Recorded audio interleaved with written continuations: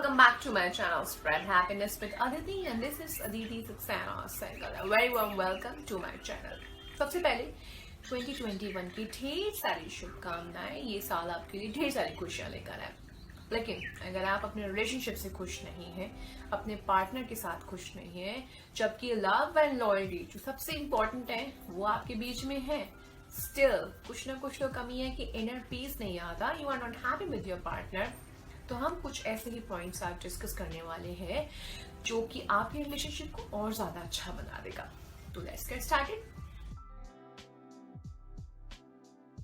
अक्सर लोगों को लगता है कि एक रिलेशनशिप में, एक हस्बैंड एंड वाइफ रिलेशनशिप में दो चीजें इंपॉर्टेंट होती हैं, लव एंड लॉयल्टी। बिल्कुल सही लगता है, लव और लॉयल्टी तो चाहिए ही चाहिए, ये बेसिक चीज है। लेकिन क्या सिर्फ लव और लॉयल्टी से काम चल जाता है? You have money, you have power, you have job, you have big home, you have beautiful kids, you have everything, but are you happy? तो सिर्फ लव एंड लॉयल्टी रिलेशनशिप को सेव कभी नहीं कर सकता। तो क्या वो पॉइंट्स हैं जिन पे अगर आप वर्क करें तो आपका ये प्यार से रिलेशनशिप में फिर से वही जील आ जाएगी, फिर से वही फ्रेशनेस आ जाएगी, फिर से वैसा ही मीठा सा रिश्ता हो जाएगा जैसा बिगिनिंग में था। तो आइए डिस्कस करते हैं। Let's get started. Point number 1, very important, respect. बहुत कॉमन सा पॉइंट लगता है ना, बचपन से सुनते आ रहे हैं रिस्पेक्ट करनी चाहिए, बट इतना कॉमन है नहीं, क्योंकि इस छोटे से वर्ड के ना होने पे, इस छोटे से कॉमन से पॉइंट के ना होने पे रिलेशनशिप यहाँ से यहाँ हो जाता है। आपको सबसे पहले ये मानना होगा कि आप आपके पार्टनर से ज्यादा वैल्यू नहीं रखते, आपके पार्टनर से आगे नहीं है, आपके पार्टनर से पीछे नहीं है, आप दोनों इक्वल है। बहुत ही टाइम से हम सुनते आ रहे हैं कि गाड़ी के दो पहिए एंड ऑल दिस, बट ये फैक्ट है। आप जब तक अपने आप को सुपीरियर मानेंगे, अपने पार्टनर को थोड़ा सा नीचे देखेंगे, तब तक प्रॉब्लम्स होंगी। और कई बहुत रिलेशनशिप्स देखे हैं जिसमें ये प्रॉब्लम आती है क्योंकि सुपीरियर मान रहे होते हैं कुछ हस्बैंड्स अपने आप को, या कुछ वाइफ जो कि अर्न कर रही है इसलिए अपने आप को सुपीरियर मान रही होती है। तो रिलेशनशिप में इक्वालिटी होनी चाहिए। और सबसे इम्पोर्टेंट है कि जब हम थर्ड पर्सन के साथ हैं तो अपने रिलेशनशिप में अपने हस्बैंड को और हस्बैंड वाइफ को एक दूसरे की रिस्पेक्ट शो करनी चाहिए कि हाँ हम बहुत रिस्पेक्ट करते हैं एक दूसरे की। कोई बात बुरी लगी है, इट्स ओके, ह्यूमन बीइंग्स है, बुरी लग सकती है बात, तो हम उसे बाद में डिस्कस करें, उस थर्ड पर्सन के जाने के बाद डिस्कस करें, ना कि उसके सामने ही सीधे कि आपने ऐसे कह क्यों दिया या आपने ऐसे कैसे बोल दिया। नो, रिस्पेक्ट जब आप थर्ड पर्सन के सामने हो तो ज्यादा रिस्पेक्ट करें, तो आपकी जो रिलेशनशिप है उसमें हार्मनी आती है, एक स्मूथनेस आती है, एक रिस्पेक्ट की भावना सामने से शो होती है, आपको भी सामने वाले को भी। Also never include your partner in jokes. आपके पार्टनर आपके जोक्स का हिस्सा बिल्कुल भी नहीं होने चाहिए। अगर आप एक दूसरे के साथ हैं और आप मस्ती कर रहे हैं तो आप जोक्स कर सकते हैं, वो चीज़ भी इम्पोर्टेंट होती है, कहीं ना कहीं वो चीज़ भी एक हिस्सा रखती है रिलेशनशिप को अच्छा बनाने की, मस्ती एंड ऑल, है ना।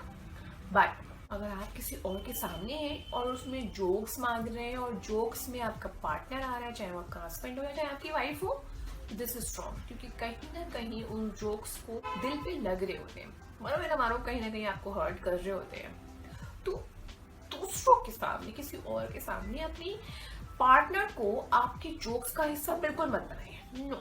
और अगर बनाना है ना तो ऐसा करिए जिसका कंक्लूजन अच्छे से हो, जिस कंक्लूजन में ये हो कि आपका पार्टनर काफी ज्यादा अच्छा है।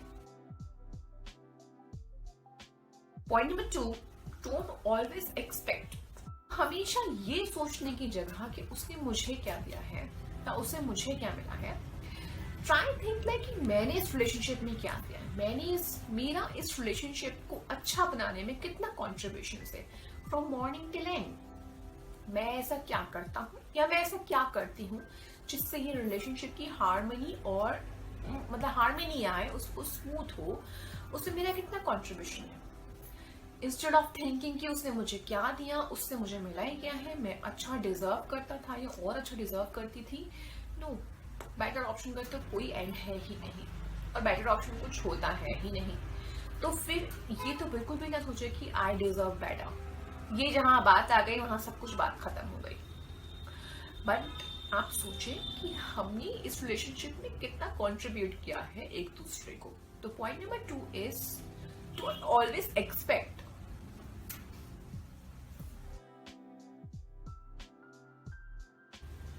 Point number 3 is focus on little things. बड़ी सी पार्टी दे दी आपने अपनी वाइफ के लिए या वाइफ ने हस्बैंड के लिए, लोगों को बुला लिया, केक काट दिया, सरप्राइज दे दिया ना, एवरीथिंग. और जैसे ही रूम में आए वैसे ही कुछ ऐसी बात कर दी कि सारा मूड खराब. इट हैपेंस ना, होता है, सबके साथ होता है.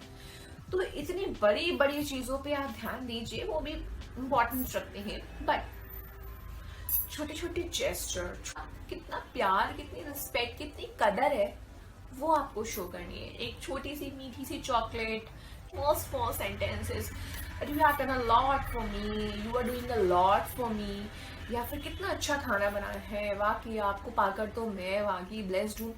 छोटी छोटी चीजें, उसने खाना खाया कि नहीं. तो एक दूसरे को बड़ी बड़ी चीजों से फोकस करने के साथ साथ छोटे छोटे पॉइंट्स पे फोकस करिए.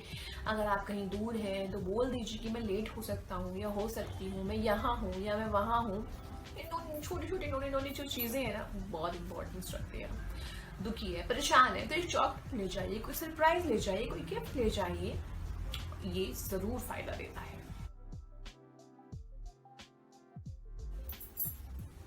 पॉइंट नंबर 4, किल ईगो. ये ईगो जब आ जाता है ना, तो सारा कुछ वापस खिड़की के रास्ते से, दरवाजे के रास्ते से चला जाता है. सारा प्यार, मोहब्बत, लॉयल्टी, एवरीथिंग. मैं ही क्यों पूछूं, मैं ही क्यों करूं, मैं भी अर्न करता हूं, मैं भी अर्न करती हूँ, मैं भी बराबर हूँ, मैं भी बराबर हूँ. ये सब कुछ फैक्ट है. बट अगर कोऑर्डिनेशन अच्छा हो, अंडरस्टैंडिंग अच्छी हो, तो ये बातें आती ही नहीं है. हमेशा ईगो जहां पर आ गया ना, वहां पर रिलेशनशिप चलने में प्रॉब्लम आती ही है.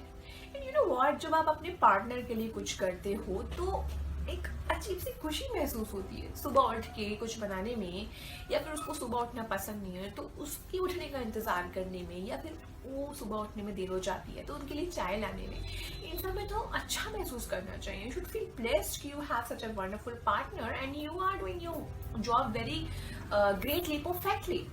सो ईगो जहां आ गया, वहां प्रॉब्लम शुरू हो गई. मैं ही क्यों, मैंने क्या किया, मैंने क्यों करूं, ये चीजें से दूर हटके व्हाई नॉट मी पर आके देखिए, अच्छा लगेगा. And point number 5, personal space. Give some personal space. हर वक्त क्या कर रहे हो, किससे बात कर रहे हो, क्या किया अब तक, या फिर अभी तक फोन क्यों नहीं किया.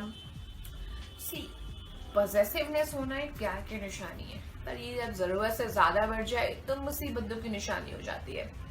तो इतना पर्सनल स्पेस लेना जरूरी है कि अपनी अपनी जिंदगी एंजॉय कर सकें एक दूसरे के साथ भी, और अगर कहीं गए हुए हैं तो एक दूसरे के बिना भी लाइफ सुंदर होनी चाहिए. बट किसी की पर्सनल स्पेस में चले जाओगे तो प्रॉब्लम होगी. तो कोशिश करिए कि अंडरस्टैंडिंग इतनी अच्छी हो, कोऑर्डिनेशन इतना अच्छा हो कि दूसरों को पूछने की जगह पर आप खुद उसको बता दे, where am I, it instead of asking so many times what are you doing, click some photograph and send me, where are you, all these things. सकता है सच में बिजी हो, आपका पार्टनर एक्चुअली बिजी हो, उस टाइम अगर आपको सार फोन कर देंगे तो इरिटेट होगा, राइट. तो give some personal space and let's see what happens. Give time to each other. Kill communication gap. एक दूसरे से चीजें छिपाते जब आप हो ना, जब आप एक दूसरे को टाइम नहीं देते हो, प्रॉब्लम शुरुआत होने लगती है. दूसरे से चीजें छिपाने लगते हो, एक दूसरे की भले के लिए ही हो, एंड ऑल दिस थिंग्स. जब आप एक दूसरे से चीजें हाइड करते हो, झूठ बोलते हो, तो ऑब्वियसली आपको किसी और पॉइंट पे लेकर भी वो शक कर सकता है अगर उसको मालूम पड़ गया. सो कम्युनिकेशन गैप एक हेल्थ रिलेशनशिप में कभी भी नहीं होना चाहिए. तो अगर आपके भी रिलेशनशिप में कहीं ना कहीं कम्युनिकेशन गैप है या फिर टाइम नहीं दे रहे हो, तो ये गलत है. वर्क करो, फायदा होगा. पॉइंट नंबर 7, ये सपोर्ट सिस्टम. एक दूसरे को ये एहसास दिलाइए कि मैं तुम्हारे साथ हूँ हमेशा, फॉरएवर. कोई भी प्रॉब्लम आ जाती है तो आई एम विद यू. वो या सॉन्ग है ना, जब कोई बात बिगड़ जाए, या दिस वन, तो उसको मीन भी करिए। कोई प्रॉब्लम आती है तो एक दूसरे के साथ खड़े रहिए, डट के एक दूसरे को प्यार दीजिए। उस टाइम में आपको बहुत जरूरत होती है, बट दैट डजंट मीन कि प्रॉब्लम आई है तभी एक दूसरे को साथ दीजिए। हमेशा एक दूसरे के साथ रहिए, एहसास दिलाइए that you are with your partner. फिर देखते हैं क्या होता है।